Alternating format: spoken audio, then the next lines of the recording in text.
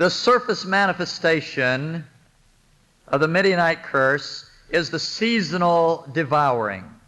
A seasonal devouring that comes in a very predictable manner. The pattern will vary. The most obvious pattern is an annual pattern.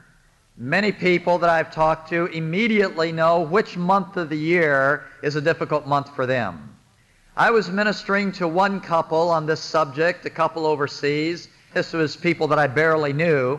And during the whole time I was talking, she had been very, very quiet, just extremely reserved, almost a wallflower. But as I shared this little demure woman suddenly exploded, and she started shaking her finger in her husband's face, saying, I told you, I've been telling you this for years, and you said I was wrong. It turned out that that poor gal had a curse on every odd-numbered year. Every other year in her life was an absolute disaster. The even-numbered years were a time of blessing. There are those who experience a 10-year pattern. Every 10th year, there's a year-long breakdown. So the patterns will vary from individual to individual. We've seen them in churches, we've seen them in cities, we've seen them in individuals, we've seen them in businesses. A seasonal devouring. The other manifestation besides the seasonal devouring is the inability to get ahead, to use our vernacular. As soon as a business gets almost into the black, there is something that happens with the devouring of funds. As soon as there's a little bit of money stored up in the savings account, or as soon as the credit card is paid down, so it's almost paid off, there's something that happens. Either one of those scenarios where there's a devouring every time you begin to accumulate assets, or there's a seasonal devouring. Either one of these two markers will reveal the presence of the Midianite curse. There are some things to be learned from studying the names of the players involved. Oreb and Zeb were the two princes.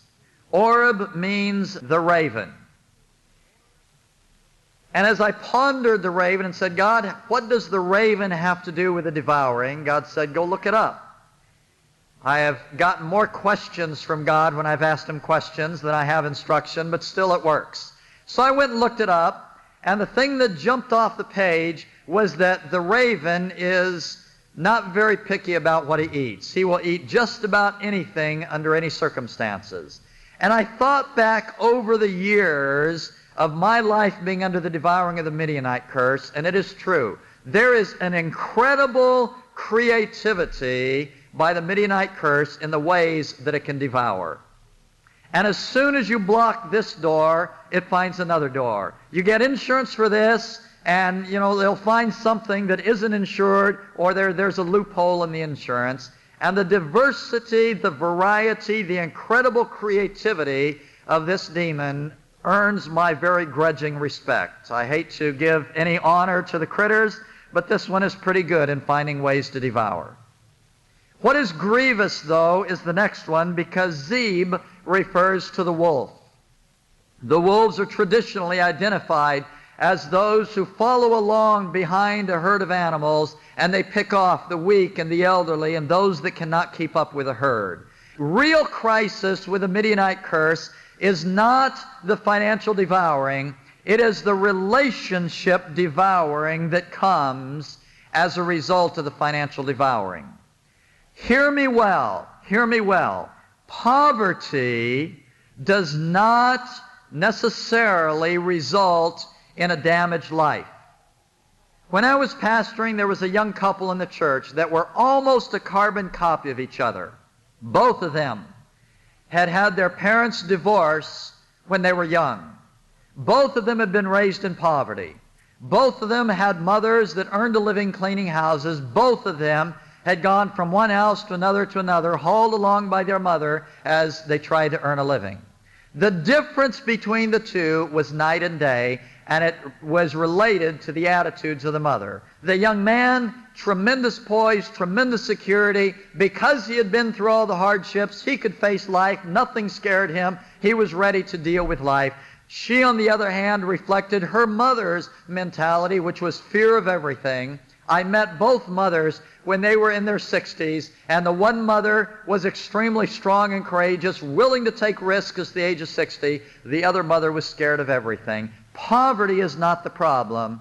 It is another dimension, another dynamic that affects how children respond to the poverty. And with the Midianite curse, that other demon, the demon of Zeb, the wolf, is in there to devour and to devour the relationships, to drive people apart, to break the trust, and to create great woundedness within the family. These two come together in an extremely obnoxious manner. Aside from whatever time of year you have a curse, if there is a Midianite curse on your life, in all probability you will find that the holidays are cursed.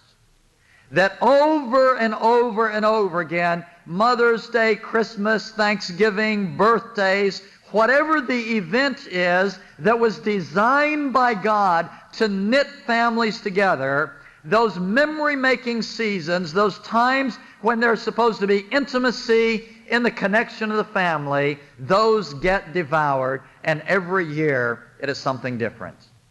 I was aghast when I began to look back at what happened at Christmas in my life. And year after year, there were traumas that were completely separate from me, nothing that I did to cause, and yet they invaded year after year. One year, our nearest neighbor's house burned down. I was about 6 at that time. And it was just a trauma for me to see the kid that I knew, somebody that I ran with, suddenly be absolutely impoverished. They got out with nothing but the clothes on their back, literally. That shakes up a 6-year-old. I remember another Christmas. We were living on an island in the mouth of the Amazon River. And right after Christmas, there was a shipwreck in front of our home. A large sailing boat hit the rocks that they did not know they were there in the middle of a storm, and Dad was not there. My dad was a sailor, and I was raised knowing that the number one rule of sailors is that you always take care of another sailor in distress, no questions asked. And I remember the anguish that my mother felt. My mother couldn't swim very well, and all of us were just kids at the time. None of us were big enough to rescue an adult, let alone a number of them, in a storm on a rocky coast.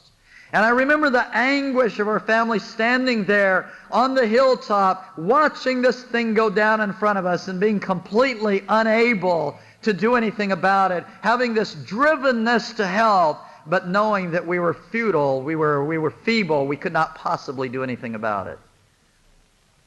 Another Christmas we celebrated with chicken pox. Another Christmas I was in the hospital with this hand when I fell off a roof and ran a screwdriver into it. I mean, year after year after year after year. I remember one Christmas Eve when I was a pastor. We had a funeral on Christmas Eve. And just before the funeral, unbeknownst to us, somebody had broken into the church and vandalized the church. And so we had the lights down in the church so that the destruction wouldn't appear quite so evident as we were doing the funeral. A bunch of the members of the extended family came thoroughly drunk. It was just a horrendous service to have on a Christmas Eve. And that was the story of my life. Christmas Eve, birthdays, it didn't matter what the holidays was. Something came up and devoured it to where our family reached a point that we stopped doing Christmas. I mean, there were a number of years where we said, it just isn't worth it. It just, we're going to pretend this day doesn't exist and hope we can survive and get through it. I began to spiral down emotionally the 1st of November. It was a 2-month depression looking forward, if I can use that expression, to what the next disaster was going to be at Christmas time. Long about January, it was safe to stick my head out of the hole and see if the world was still there. But I hated Christmas, and it was the result of the Midianite curse. Regardless of what other time, and for me it was the month of May that the devouring always happened, the holidays will tend to get hit as well because the enemy's objective is to fragment family relationships after there's been the devouring of finances. The 2 kings are also significant, Zeb and Zalmunna. Both of them refer to deprivation. Zeb is you're deprived of protection from being sacrificed.